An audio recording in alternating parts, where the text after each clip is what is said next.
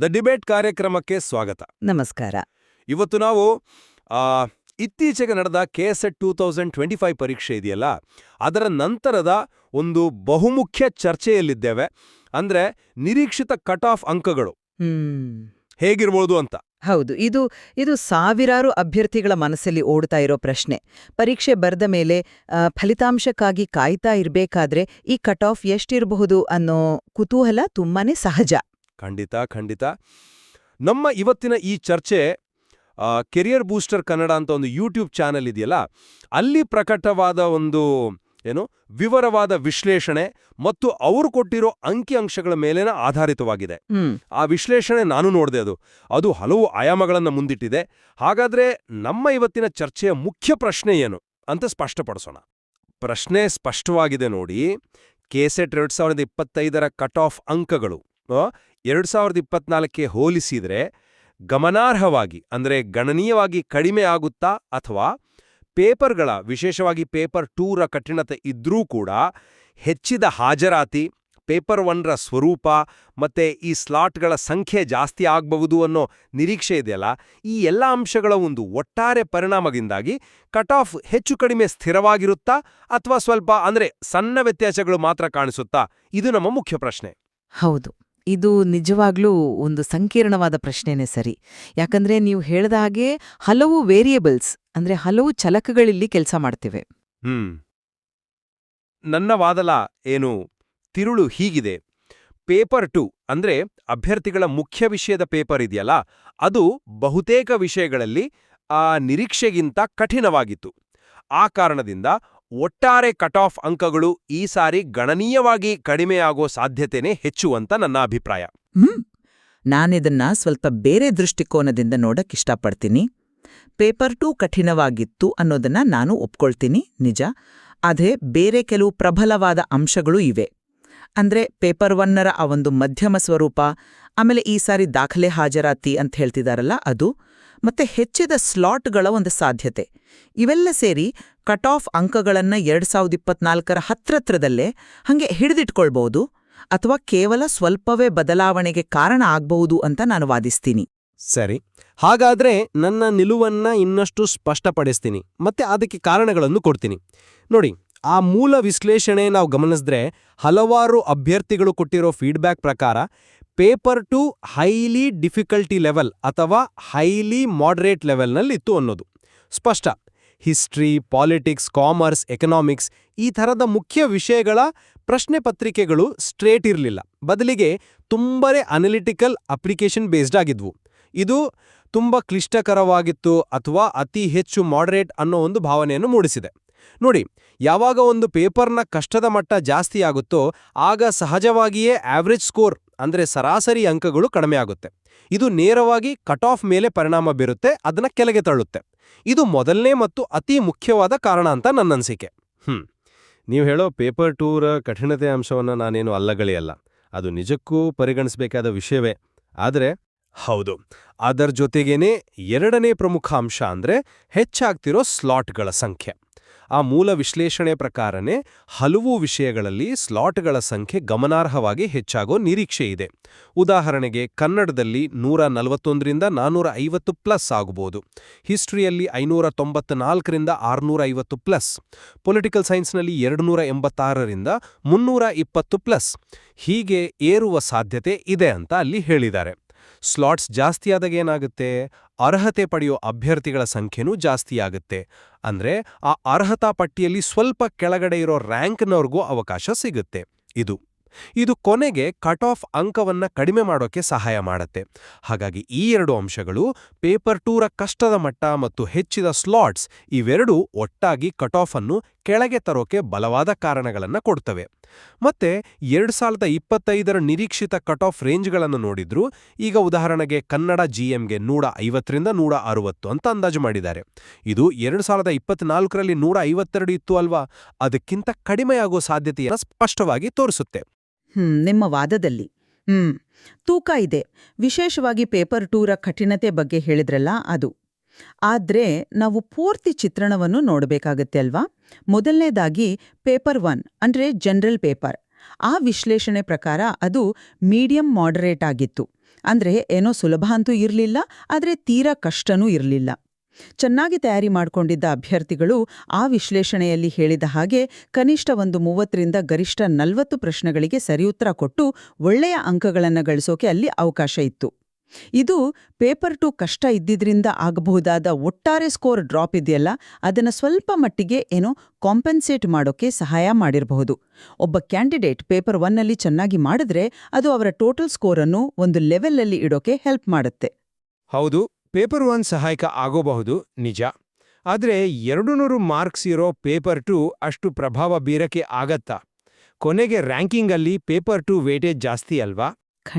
ಖಂಡಿತ paper 2 weightage ಜಾಸ್ತಿನೇ, ಆದರೆ ಪೇಪರ್ 1 ಏನೂ ಕಡೆಗಣಿಸುವ ಹಾಗಿಲ್ಲ. ಯಾಕಂದ್ರೆ ಅದು ಒಟ್ಟು ಮೊತ್ತಕ್ಕೆ ಸೇರುತ್ತೆ ಅಲ್ವಾ.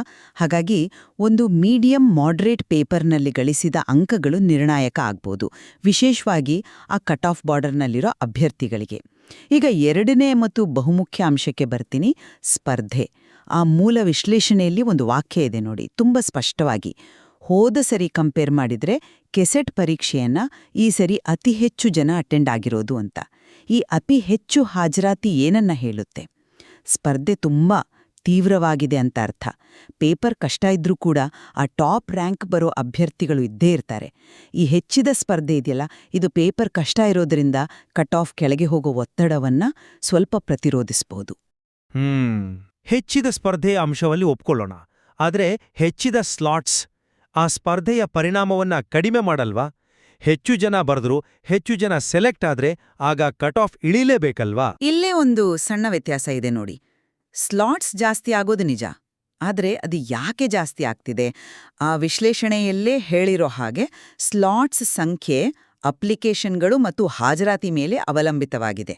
ಸಾಮಾನ್ಯವಾಗಿ ಈ ಕೆಸೆಟ್ ಅಥವಾ ನೆಟ್ ಥರದ ಪರೀಕ್ಷೆಗಳಲ್ಲಿ ಅರ್ಹತೆ ಪಡೆಯೋರ ಪರ್ಸೆಂಟೇಜನ್ನ ಒಂದು ನಿರ್ದಿಷ್ಟ ಮಟ್ಟಕ್ಕೆ, ಉದಾಹರಣೆಗೆ ಹಾಜರಾದ ಅಭ್ಯರ್ಥಿಗಳ ಟಾಪ್ 6% ಅಂತ ನಿಗದಿ ಮಾಡೋ ಸಾಧ್ಯತೆ ಇರುತ್ತೆ. ಒಂದು ವೇಳೆ ಈ ಸಾರಿ ಅತಿ ಹೆಚ್ಚು ಜನ ಪರೀಕ್ಷೆಗೆ ಹಾಜರಾಗಿದ್ದು ಅದಕ್ಕೆ ತಕ್ಕಲಾಗೆ ಸ್ಲಾಟ್ ಸಂಖ್ಯೆಯನ್ನು ಅದೇ ಪ್ರಪೋರ್ಷನ್ನಲ್ಲಿ ಅಂದ್ರೆ ಅದೇ ಪ್ರಮಾಣದಲ್ಲಿ ಹೆಚ್ಚಿಸಿದ್ರೆ ಏನಾಗುತ್ತೆ? ಅರ್ಹತೆ ಪಡೆಯೋರ ಶೇಕಡಾವಾರು ಪ್ರಮಾಣ ಸ್ಥಿರವಾಗಿದ್ರೆ ಕಟ್ ಆಫ್ ಅಂಕಗಳ ಮಟ್ಟದಲ್ಲಿ ದೊಡ್ಡ ಬದಲಾವಣೆ ಆಗದೇ ಇರಬಹುದು.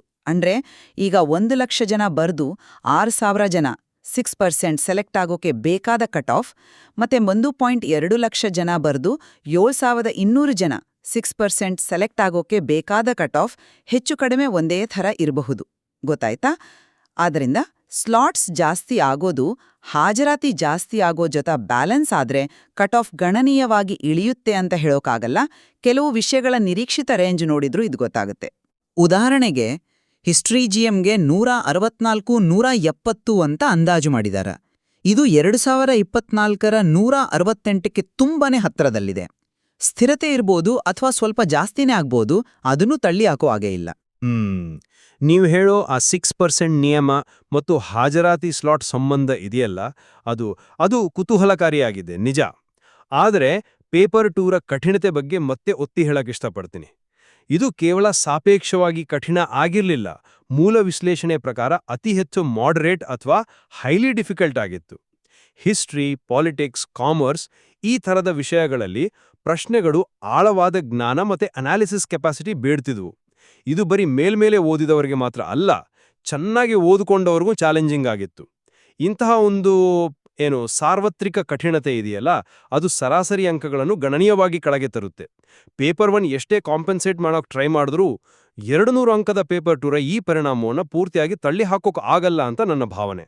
ನೋಡಿ, ಪೇಪರ್ 2 ಎಲ್ಲರಿಗೂ ಕಠಿಣವಾಗಿತ್ತು ಅನ್ನೋದೇ ನನ್ನ ವಾದದ ಒಂದು ಭಾಗನೂ ಹೌದು. ಅದು ನಿಮ್ಮ ರ್ಯಾಂಕ್ ನಿರ್ಧರಿಸೋದ್ರಲ್ಲಿ ಮುಖ್ಯ ಪಾತ್ರ ವಹಿಸುತ್ತೆ, ನಿಜ. ಆದ್ರೆ ಅರ್ಹತೆ ಪಡೆಯುವ ಆ ನಿಗದಿತ ಶೇಕಡಾವಾರು ಅಭ್ಯರ್ಥಿಗಳನ್ನ ಆಯ್ಕೆ ಮಾಡೋ ಕಟ್ ಆಫ್ ಪಾಯಿಂಟ್ ಇದೆಯಲ್ಲ, ಅದು ಎಷ್ಟು ಕೆಳಗೆ ತರುತ್ತೆ ಅನ್ನೋದು ಪ್ರಶ್ನೆ.